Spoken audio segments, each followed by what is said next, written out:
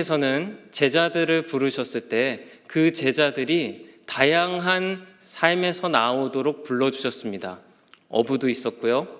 어떤 사람은 세리였고 어떤 사람은 독립투사, 과거로 따지자면 한인 애국단처럼 독립운동을 하고 있는 사람도 있었습니다. 열심당원이었죠.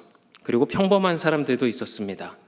각자 모든 사람들은 다 다양한 모양새로 그리고 다양한 장면들을 통하여 예수님을 만났고 그리고 제자로 나아왔을 것입니다. 이 자리에 계신 저와 우리 성도 여러분들도 같습니다. 모두 다 예수님 앞에 제자로 부름받아 나왔기 때문입니다. 이 시간에 나오시기 전까지 모두 다 다양한 삶을 사셨을 겁니다. 또 다른 직업을 가지고 계셨겠죠. 그런데 불러주신 동등한 은혜를 봅니다. 내 삶에서 일하시고 계획하시는 하나님, 그리고 하나님 백성으로 제자로 불러주신 우리 이 자리를 축복하며 또 함께 격려하며 나아갔으면 좋겠습니다. 오늘 말씀 1절과 2절에서 이렇게 시작합니다. 제가 읽어보겠습니다. 무리가 몰려와서 하나님의 말씀을 들을새 예수는 게네사렛 호숫가에 서서 호숫가에 배 두 척이 있는 것을 보시니 어부들은 배에서 나와서 그물을 씻는지라 라고 말입니다. 오늘 말씀은 게네사렛 호숫가라고 하는 곳에서 배경을 가지고 펼쳐집니다.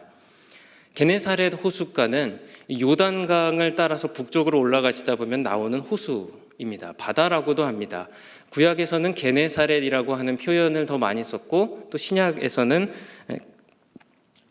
갈릴리라고 하는 표현이 더 익숙하실 겁니다. 그래서 요단강 북쪽 그리고 가버나움의 바로 아래쪽에 있는 호수입니다. 세로로는 6km 정도 되고요. 그리고 가로로는 4km 정도 되는 호수를 상상해 보시면 될 겁니다. 그 호숫가에 예수님이 가셨습니다. 당시에 예수님은 총망받는 설교자였습니다. 그래서 사람들이 그 예수님의 설교를 듣기 위해 참 많이도 모였던 것 같습니다. 말씀을 들을새 사람들이 1절을 보시면 무리가 몰려왔다고 합니다. 아마 서로 밀치고 있는 사람들을 생각해 보실 수 있을 겁니다. 그 속에서 예수님께서는 이 사람들에게 말씀을 전하기로 결단하십니다. 그리고 어부들이 배 두 척이 있는 것을 보시고 배에서 나와서 그물을 씻는 가운데 3절에 보시면 한 배에 오르시고 그리고 바다를 등진 채 배를 타시고 설교를 시작하십니다. 3절과 4절입니다. 성경을 가지고 계신 분들은 함께 읽어주시고요. 읽어보도록 하겠습니다. 시작. 예수께서 한 배에 오르시니 그 배는 시몬의 배라. 육지에서 조금 떼기를 정하시고 앉으사 말씀을 마치시고 시몬에게 이르시되 깊은 데로 가서 그물을 내려 고기를 잡으라. 아멘. 그리고 배에 오르셨습니다. 배는 9m가 조금 안 되는 작은 배입니다. 그리고 예수님은 설교를 시작하셨죠. 그런데 주목할 점이 있습니다. 아마 예수님의 설교를 생각해 보시겠습니까? 감동적인 설교를 들으신 후에 성도 여러분들은 어떤 마음으로 그 설교가 끝났을 때 자리에서 일어나십니까? 그런데 하물며 예수님의 설교였습니다. 얼마나 감동적이었을까? 또 얼마나 그 속에 하나님의 말씀으로 마음의 뉘우침으로 회개를 하게 하셨을까? 저는 그 말씀이 참 사모가 됩니다. 그런데 더 중요한 점이 예수님의 포인트에 있었습니다. 그것은 바로 예수님의 설교를 듣고 있을 그 사람들도 있지만 한 구석에서 그물을 씻으며 마무리 작업을 하고 있는 그 배의 주인이었고 그리고 시몬이라고 하는 베드로였습니다. 사람들은 모두 다 예수님의 목소리에 주목하고 있었습니다. 그런데 예수님은 어쩌면 설교하시는 내내 이 베드로를 바라보시며 그 시선이 자꾸만 가셨었을 것 같습니다. 4절의 말씀을 마치시고 시몬에게 하시는 말씀 무엇이냐면 깊은 데로 가서 그물을 내려 고기를 잡으라 라고 이야기를 하십니다. 오늘 말씀은 시몬이라고 하는 베드로가 어업을 마치고 돌아와서 그 그물을 정리하는 상황이었습니다. 그리고 앞서 말씀드린 것처럼 예수님은 많은 사람들과 함께 게네사렛 호숫가에 오셨고 그리고 배에 타셔서 설교를 하는 과정이었습니다. 말씀을 미루어 보면은 아마도 시몬 베드로라고 하는 사람은 설교를 지금 우리 성도 여러분께서 경청해 주시는 것처럼 듣진 않았을 겁니다. 그물을 만지면서 예수님의 말씀을 들었겠죠. 그런데 설교가 다 끝나고 나서 그 예수님께서 가만히 사랑이 가득한 눈빛으로 자신을 보는 거예요. 그러더니 그 시몬에게 고개를 들어서 영화적인 상상력을 발휘해 본다면 예수님을 마주치게 되니까 예수님이 말씀하시는 거죠. 깊은 곳에 가서 그물을 다시 내려보아라 라고 말입니다. 이 구절을 보시면은 조금 의아하고 이상합니다. 이 구절은 이 누가복음 5장에 시몬을 제자로 삼는 장면은 너무나 유명한 장면이기 때문에 아마 많이 설교를 들으셨을 수 있지만 한 번 더 말씀을 드리면 세 가지 포인트에서 이상합니다. 첫 번째는 예수님께서 사람들에게 설교를 하시고 나서 이제 그러면 삶으로 돌아가서 열심히 말씀으로 사십시오, 축복하고 끝내는 것이 아니라 갑자기 시몬에게 포인트가 향했다는 것이고, 두 번째는 시몬은 어부인데 물고기를 잡는 것에 있어서는 아주 전문가일 텐데 그 시몬이 허탕치고 돌아온 데다가 깊은 곳에 가서 그물을 내리라고 다시 명령하고 있는 예수님의 모습이고, 세 번째는 또 이상한 점이 이 말씀드린 게네사렛 호숫가, 오늘날의 갈릴리죠. 갈릴리에서는 지금 기준으로 했을 때 약 20여 종의 물고기가 살고 있다고 조사되었습니다. 그런데 그 중에 먹을 수 있는 물고기는 딱 3종류밖에 되지 않습니다. 그리고 그 중에서도 아마 예루살렘 성지순례를 가보신 분은 아실 수도 있지만 이 베드로라고 지금 물고기 이름이 불려요. 시몬이라고 하는 물고기, 빨간색 물고기가 가장 유명한 물고기입니다. 이 물고기는 햇살이 드는 강의 윗부분에서 조금 더 온도가 높은 곳에서 서식하기로 유명합니다. 그런데 지금 예수님께서는 허탕친 자신에게, 어부인 나에게 목수 출신인 그분께서 그물을 내리라고 하는 것도 이상한데 깊은 곳에다가 물고기가 잘 잡히지도 않는 곳에 그물을 내리라고 하고 계시는 장면입니다. 예수님께서 가르침을 마치시고 베드로에게 뱃머리를 돌려 고기를 잡으라고 하십니다. 목수의 아들이셨고 그리고 지금은 순회 설교자이신 분이 물고기를 잡을 시간이다 라고 하는 것이죠. 그러나 우리 함께 읽은 것처럼 베드로는 그 그물을 내리게 되고 많은 물고기들을 잡아 올리게 됩니다. 이 부분에서 저와 우리 성도 여러분들 한 가지 함께 은혜를 나누고 가면 좋겠습니다. 그것은 예수님께 그 배를 내어드렸던 베드로, 그리고 지금은 그물을 내리고 있는 베드로가 어떻게 이러한 결정을 할 수 있었겠는가 하는 점입니다. 아마 베드로는 설교를 경청하지는 않았더라도 한쪽 구석에서 설교를 듣는 과정에서 이분이 뭔가 특별한 분이라는 것을 감지했을 것입니다. 그리고 자신의 직업적인 경륜보다 예수님의 통찰력이 무언가 더 위대할 수 있겠다는 생각을 가졌겠죠. 그리고 다시 강으로 들어갑니다. 오늘날 우리 시대를 한번 생각해 보시겠습니까? 오늘날 우리가 살아가는 곳에서는 많은 전문가들이라고 하는 사람들이 있습니다. 정치, 경제, 각종 분야들의 전문가들이 있기도 하고 또 인생의 전문가라고 자처하며 삶의 조언을 해주는 카운셀러들도 유튜브나 혹은 이곳저곳에 많이들 있습니다. 또 문화나 관습 여러 분야들에서 통찰력을 가지고 있다고 하는 모습들도 많이 봅니다.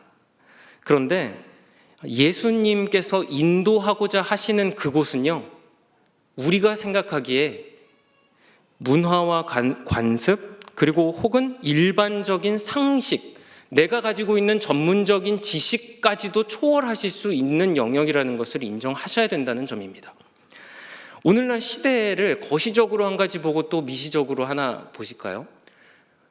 오늘날에 많은 역사학자들도 사회학자들도 그리고 또 미술가들도 시대의 흐름을 나눌 때 보통은 예전에는 BC, 예수님 이전, Before Christ라는 표현을 썼고, 그리고 이후로는 라틴어로 아노 도미니, 주후라는 표현을 사용하는 것이 일반적이었습니다.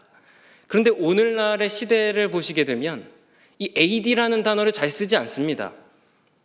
어떤 단어를 쓰냐면은 CE라는 단어를 사용합니다.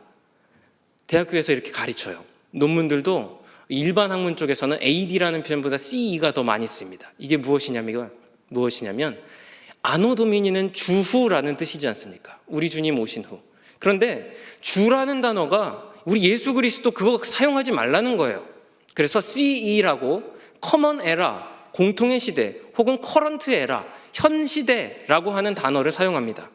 미술관이나 박물관 같은 곳에 가면은 이제 AD라는 단어들이 CE로 많이 교체됩니다. 아마 대학을 다니시면서 조금 더 관심 있게 여러 문화재라든지 혹은 작품들을 보시면 아실 수 있습니다. 그리고 조금 더 아시고 싶으시면은 오늘 금요일이지 않습니까? 10시에 미술 작품으로 보는 기독교라는 양육 시간도 있습니다. 그때 작품을 보실 수 있으십니다. 별로 안 즐거우시군요. 저만 즐거운 것 같습니다. 네, 제가 강의를 맡고 있거든요. 거시적인 흐름뿐만 아닙니다.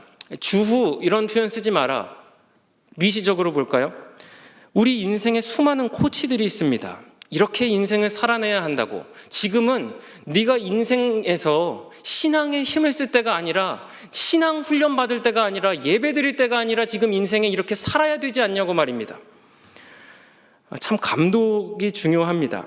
어떤 코치를 만나느냐에 따라서 그 팀뿐만 아니라 그 팀에 속해 있는 플레이어의 미래까지 완전히 달라질 수 있죠.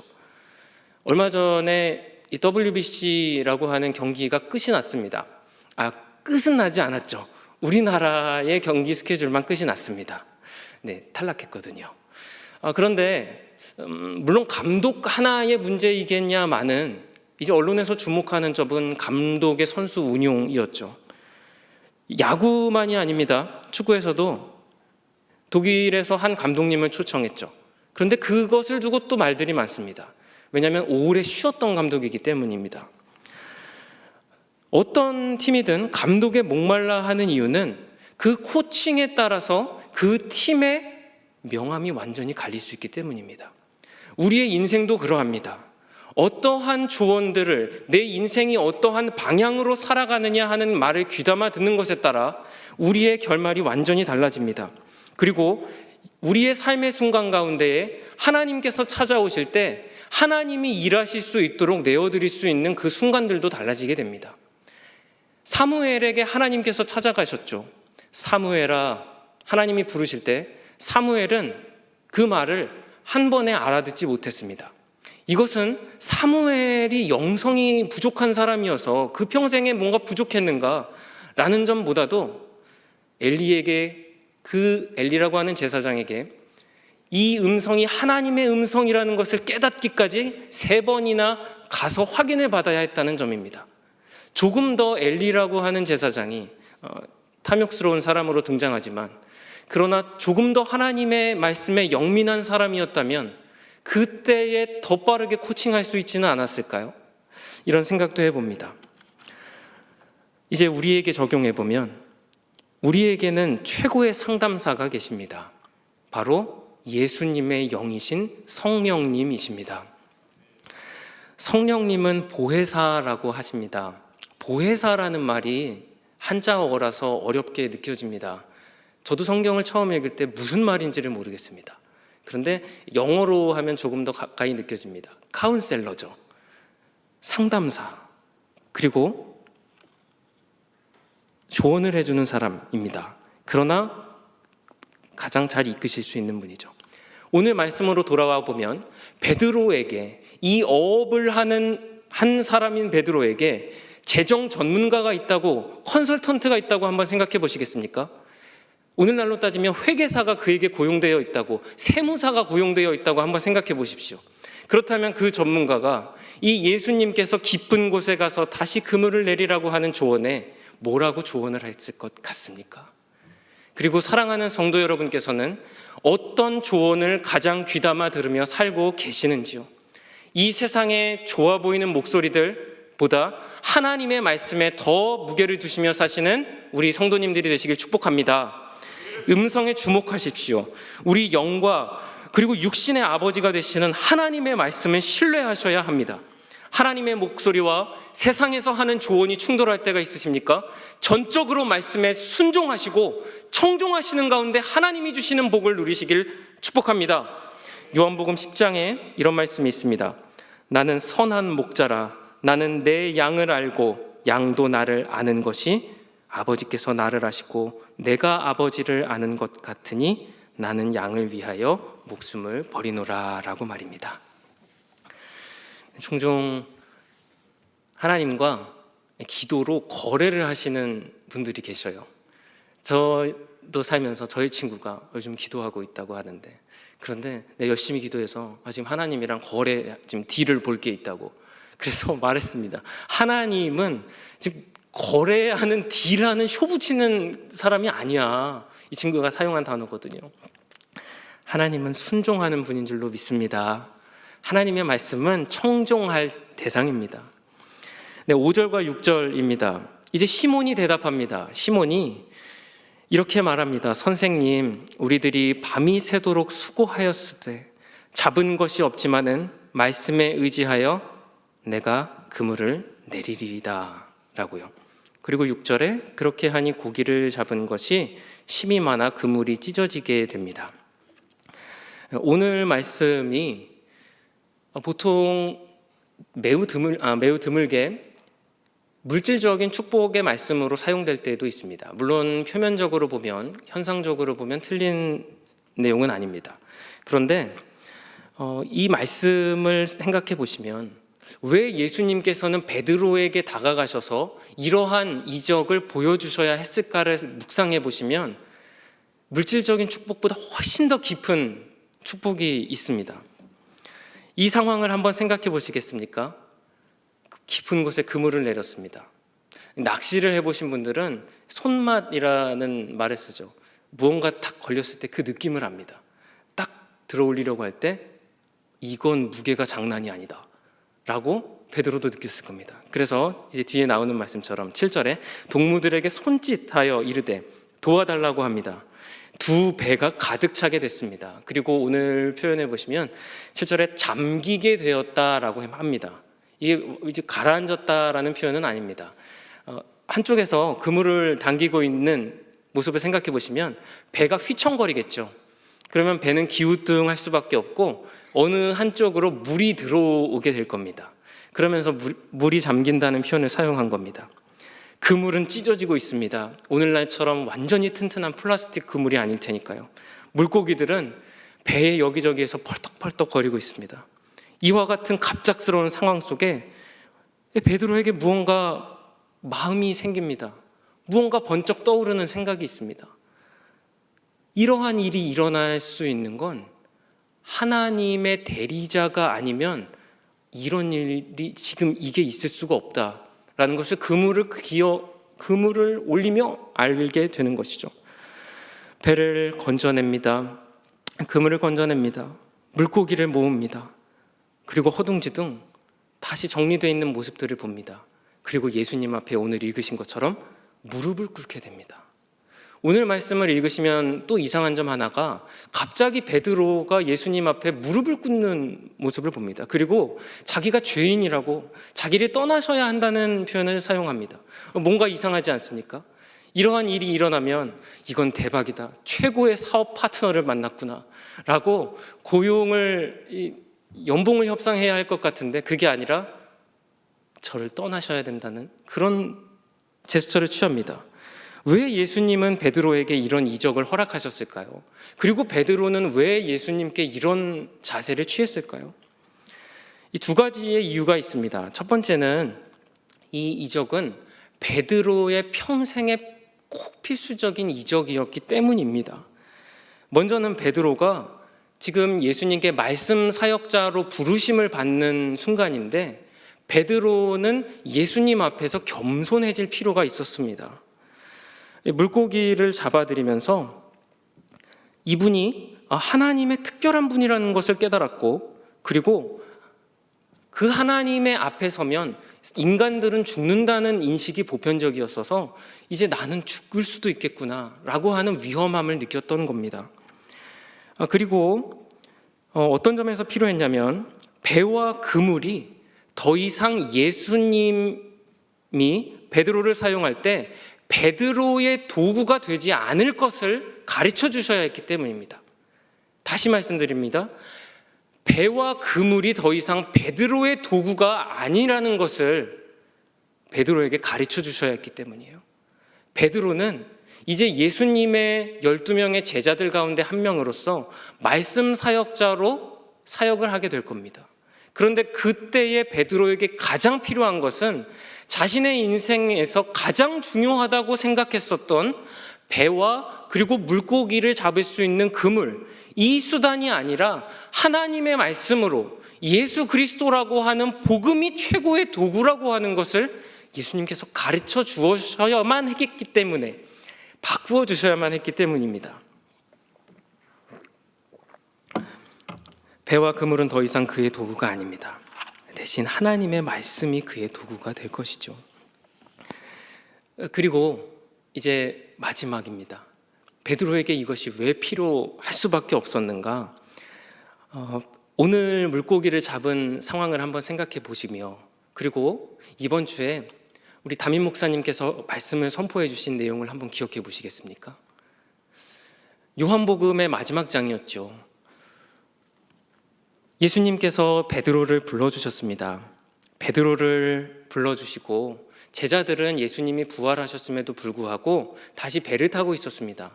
그때 그물을 잡을 때 예수님께서 오늘 말씀과 비슷한 조언을 해주십니다. 이번엔 오른쪽에 그물을 내려보라는 말씀을 해주시죠. 제자들이 반대편에 그물을 내리고 있었던 듯 보입니다. 그런데 반대편, 오른편에 그물을 내리죠. 이때에 느꼈었던 그 묵직함을 다시 느끼게 됩니다. 그리고 요한이 먼저 말하죠. 주님이시다. 제자들은 오늘 말씀으로 부르심을 받았죠. 그리고 마지막 때에 제자들이 주님을 알아보는 계기도 뭐였냐면 오늘의 말씀, 이분은 하나님의 특별한 분이다, 하나님의 아들이다 라고 하는 그것을 느꼈습니다. 베드로가 그리고 나서 예수님께서 피워놓은 모닥불, 그리고 생선으로 예수님이 조반을 차려주시죠. 그 앞에 나옵니다. 우리 목사님께서 말씀을 잘 전해주신 것처럼 베드로에게는 이것이 꼭 필요했죠. 베드로는 예수님을 3번 부인한 사람이었습니다. 예수님을 모른다고, 저주한다고, 그리고 욕을 했습니다. 그런데 베드로는 예수님을 사랑하는 것을 예수님이 아신다고, 이 사랑하는 것을 예수님이 아신다고 3번 고백을 해야 했습니다. 부인이, 저주가 사랑의 고백으로 3번으로 바뀌었죠. 그 불은 어떤 것이죠? 불을 앞에서 손을 쬐고 있을 때 한 여종이 말했습니다. 저 사람도 나사렛 도당이라고. 그때 그 불 앞에서 부인했어요. 그런데 그 불 앞에서 사랑을 고백하도록 바뀌어야 했습니다. 물고기가 타닥타닥 타고 있습니다. 예수님께서 어쩌면 잠깐 동안 침묵이 흐르셨을 수도 있는데, 그때 베드로가 어쩌면 나는 배신자인데 라고 하는 자책감으로 그 자리에서 앉아 있으며 그것을 보았겠지 않습니까? 그때도 내가 예수님 부인할 때도 이렇게 불이 타고 있었지. 그리고 이 물고기, 내가 평생 목숨 걸고 그렇게 잡으려고 했었던 그거였었는데, 그러고 보니 그때 예수님을 처음 따라 나서는 그날, 오늘처럼 예수님이 던지라고 하는 그곳에 그물을 던지니 물고기가 많이 잡혔지. 라고 생각이 멈췄을 것 같아요. 그러면서 자신이 했었던 고백들이 사랑의 고백으로 완전히 바뀌지 않았었을까? 자신의 그 모습들, 자신의 인생을 표현하는 그것들, 그런데 그 자리에 계신 예수님, 쭉 보다 보면 예수님으로 모든 것이 귀결되죠. 예수님께서는 베드로뿐만 아니라 제자들 한 사람 한 사람 다 마찬가지입니다. 이제 제자들이 시작할 소명을 알고 계셨습니다. 그래서 예수님은 그 소명을 이해해 주시며 또한 조절해 주시사 주님께서 그분께로 이끌 수 있도록 그 삶을 만져주고 계셨던 겁니다. 게네사렛 호숫가에 예수님이 사람들을 몰고 가시는 그 상황 속에서도 어쩌면 오늘 말씀에 나와 있지 않지만 예수님께서는 그 시몬 베드로를 향해서 그 뜨거운 눈망울을 바라보시며 다가가셨을 것 같습니다. 그리고 한 가지 더 저는 오늘 말씀을 묵상하다 보니까 예수님께서 제자 베드로를 부르신 것이 이게 제자들과 첫 만남이 아니라는 것을 알게 됐습니다. 한번 생각해 보시겠습니까? 오늘 성경에 보시면 제목란에 마태복음 4장 그리고 마가복음 1장 또 누가복음 5장 공관복음이 제시되어 있고요. 그리고 이 말씀들이 예수님의 제자들을 부르신 말씀으로 통상 생각이 됩니다. 그런데 학자마다 성경을 배열하는 차이가 있지만 대다수는 오늘 이 말씀이 제자들과 예수님의 첫 만남일 것이라고 보지 않습니다. 요한복음에 보시면 요한복음 1장에서 예수님께서 세례 요한의 두 제자를 부르시게 됩니다. 그때 그 두 제자 가운데 한 명은 안드레였고 또 한 명은 요한이었죠. 그 두 제자가 예수님을 따라 나서고 그리고 나서 빌립과 나다나엘을 예수님께서 제자로 부르십니다. 그 가운데에 예수님께서는 이 시몬 베드로도 그때 알고 계셨던 것으로 보입니다. 자, 그리고 나서 가나 혼례 잔치를 한번 생각해 보시겠습니까? 성경이 있으신 분들은 펴보셔도 좋습니다. 요한복음 2장 1절과 2절에 보시면 예수님께서 혼례에 제자들과 함께 가셨다는 것도 알 수 있어요. 그런데 그 혼례는 예수님이 선언을 하셨었던 혼례입니다. 아직 내 때가 이르지 아니하였을 때라고 말입니다. 그런데 오늘 말씀은 벌써 누가복음 5장입니다. 1장부터 시작해서 공생애가 시작한 5번째 장입니다. 그러면 그 공생애의 시작 전에 예수님께서는 그 제자들을 예수님 알고 계셨고 그리고 오늘 말씀 가운데 최종적으로 제자로 콜링을 하셨다는 것을 알 수 있습니다. 즉 우리는 사복음서를 보면 모든 사람들은 다 흥미로운 결정을 내릴 수 있습니다. 공관복음의 복음서에 등장하는 이 제자들의 부르심이 먼저이고 그리고 요한복음에 나오는 제자들의 이야기가 먼저일 것인가, 나중일 것인가, 혹은 요한복음의 일이 있고 앞부분 1, 2장의 이야기들이 있고 그리고 오늘 이 말씀이 있을 것인가. 저는 오늘의 말씀이 뒷부분으로 보는 것이 훨씬 더 앞서 말씀드린 이유에서 합당하다고 생각을 합니다. 따라서 오늘 말씀의 갈릴리 사건을 보시게 되면은 이 사건이 있을 쯤에 제자들은 예수님이 어떤 분이신지 이미 들었고 그리고 알고 있었으며 오늘 말씀을 전하시는 예수님을 마지막으로 최종적으로 보며 이제 다른 복음서에서는 아버지와 배를 버려두고 쫓았다라고 합니다. 그 삶을 모두 다 예수님께 따라 나서는 모습들을 봅니다. 저는 무엇을 함께 나누기 위해 이렇게 길게 배경을 설명드렸냐면 예수님께서는 시몬 베드로를 만나러 오시기까지 시몬 베드로를 그저 즉흥적으로 너네 제자 할래? 내 설교 들었지? 라고 부르신 것이 아니라는 것이에요. 짧게 보면 갈릴리 호숫가에 예수님께서 찾아가시며 이 시몬 베드로를 만나시기 위해 제자들을 부르시기 위해 그곳을 향하고 계셨고 물론 다른 사람들에게도 그 말씀을 전하는 것은 맞습니다. 그런데 그것보다 더 먼저 예수님께서는 그 제자들을 바라보시며 예수님의 사람들로 부르시기 위하여 그 부르심을 예정하시고 그리고 준비하고 계셨으며 오늘 말씀을 통하여 최종적으로 부르셨다는 겁니다. 우리의 인생도 그러합니다. 하나님께서 하나님의 백성을 부르시는 것은 우리가 예수님을 영접하는 그 순간부터 시작되는 것 같지만 아닙니다. 어떠한 영혼이라도 하나님의 예정된 그 부르심부터 시작되는 줄 믿습니다. 이것이 우리의 신앙입니다. 오늘 말씀을 보십시오. 예수님께서는 이 제자들을 만나시기 위하여 모든 것을 버리고 예수님을 따라 나설 수 있도록 모든 장치들을 요한복음 그 마지막 장에서 제자들을 회심시키기 위해 준비하셨던 것처럼 오늘 말씀의 그 부르심도 마찬가지로 어쩌면 단순한 시간적인 준비가 아니라 시간을 초월하여 영혼의 세계 속에서 준비하고 계셨던 것이죠. 그런데 우리는 예수님께서 베드로를 만나기 위하여, 제자를 만나시기 위하여 오시는 이 예수님의 만남의 모습을 보며 나와 예수님의 만남은 어떠한 의미를 가지고 있는지, 우리가 그 의미의 가치, 의미의 소중함을 망각할 때가 있는지 모릅니다. 우리는 얼마나 많은 경우에 하나님의 사랑이 별 가치 없는 일이라고 여길 때가 있습니까? 말씀들이 무미건조하게 느껴지기도 하고, 예수님이 날 만나시기 위해 이 누추한 땅 가운데 오시는 것은 하나님의 그 놀라운 엄청난 계획 가운데 그리고 실행된 것인데, 하나님의 그 아빠의 사랑, 그런데 우리는 그 사랑이 별 볼 일 없는 것처럼 치부해버릴 때가 얼마나 많은지요.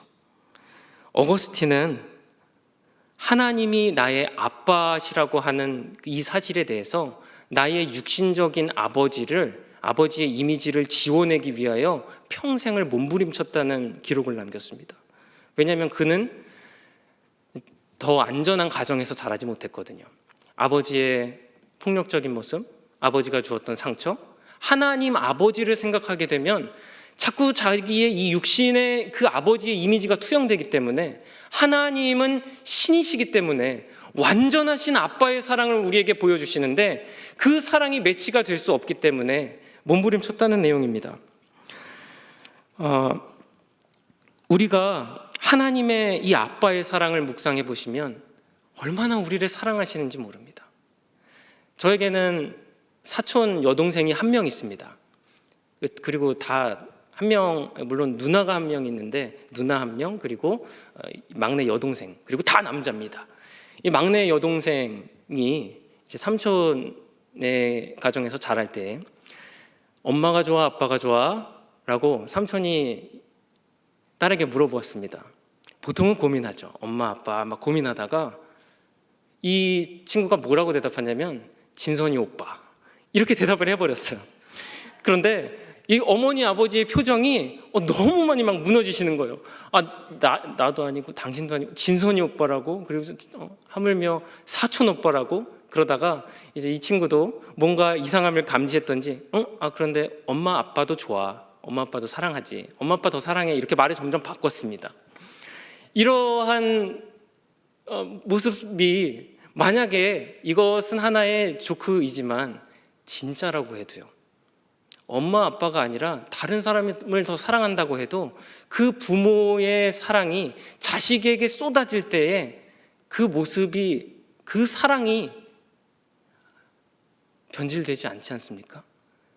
설령 내가 내 부모님을, 내가 부모님보다 다른 사람 더 사랑해, 이런 말이 물론 마음이 찢어지지만 우리 육신의 부모도 이 사랑이 변하지는 않잖아요. 이 딸이 진선이 오빠라고 말했다고 해서 그 사랑이 지금까지 변했겠냐고요? 아니지 않습니까? 하물며 우리 하나님의 사랑은 어떨까요?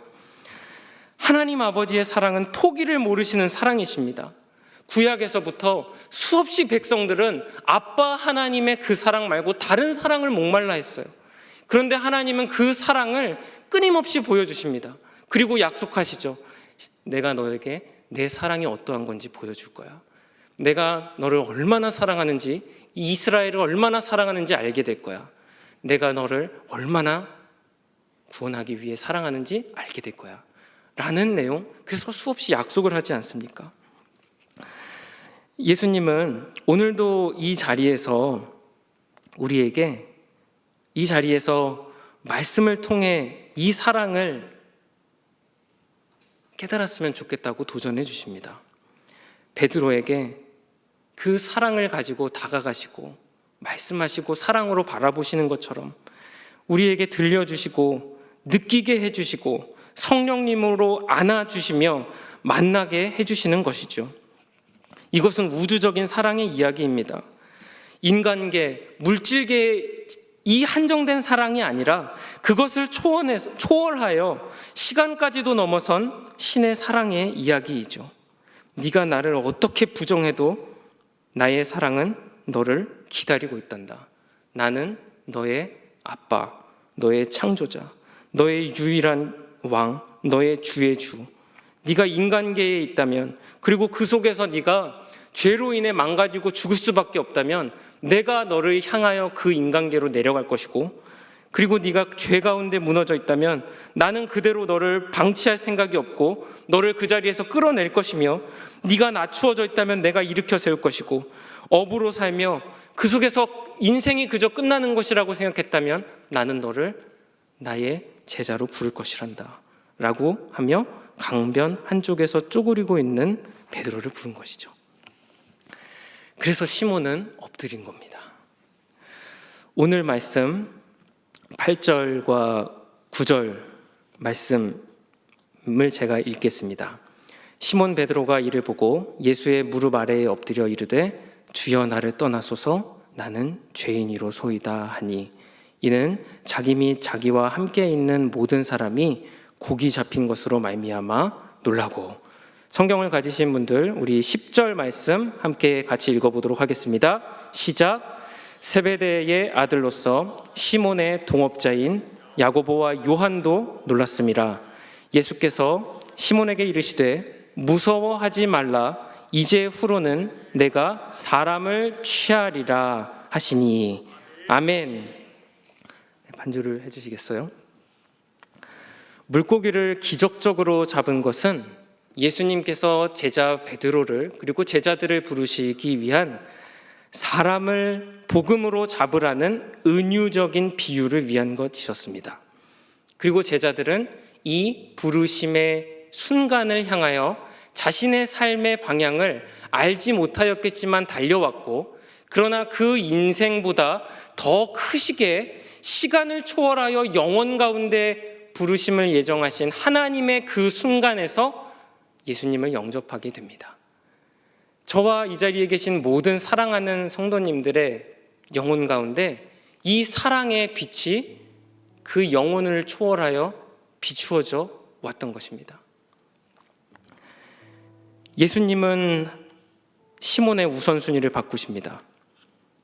배와 물고기, 인생에서 가장 중요하다고 생각했었던 그것이 아니라 이제는 예수님의 십자가를 가지고 살아가는 사람으로 예수님이 바꾸시기 위해 준비하셨습니다. 사역에 대한 부르심이 있습니다. 그리고 그 이전에 가지고 있었던 그 모든 것들을 초월하며 복음의 사람으로 부르시게 되는 것이죠. 우리는 베드로가 자신의 그물을 던져두고 주의 부르심에 응답하는 것에서부터 출발합니다. 하지만 사랑하는 성도 여러분, 혹시 하나님의 사랑을, 그 사랑이 얼마나 뜨거운지 잊으신 분이 이 자리에 계신다면 내 인생, 아니 그 이전부터 나를 만나시기 위하여 준비하고 계셨던 하나님을 다시 만나시기를 축복합니다. 그리고 나의 모든 실수에도 불구하고, 그리고 나의 부족함에도 불구하고 죄인인 이 시몬, 죄인이라고 고백하는 시몬처럼 죄인인 우리에게도 불구하고 우리를 하나님의 사람으로 부르신 이 부르심, 내가 사람을 낚는 어부가 되리라. 오늘날 우리 예수님께서 저와 우리 성도 여러분들을 이렇게 부르시고 계십니다. 성도 여러분들이 인생에서 놓으실 수 없다고 생각하신 그 그물망은 무엇입니까? 이 세상에서 쏟아지는 수많은 그 조언들, 예수님의 말씀보다 어느새 그 우선순위가 되어버린 그것은 무엇입니까? 그리고 내가 잊고 있었던 그 뜨거운 나를 찾아오신 예수님의 사랑, 그 발자국, 그리고 그 눈빛, 오늘 함께 기도하시며 그 예수님과의 첫사랑을 회복하실 수 있는 밤이 되길 우리 주님의 이름으로 축복합니다. 아멘.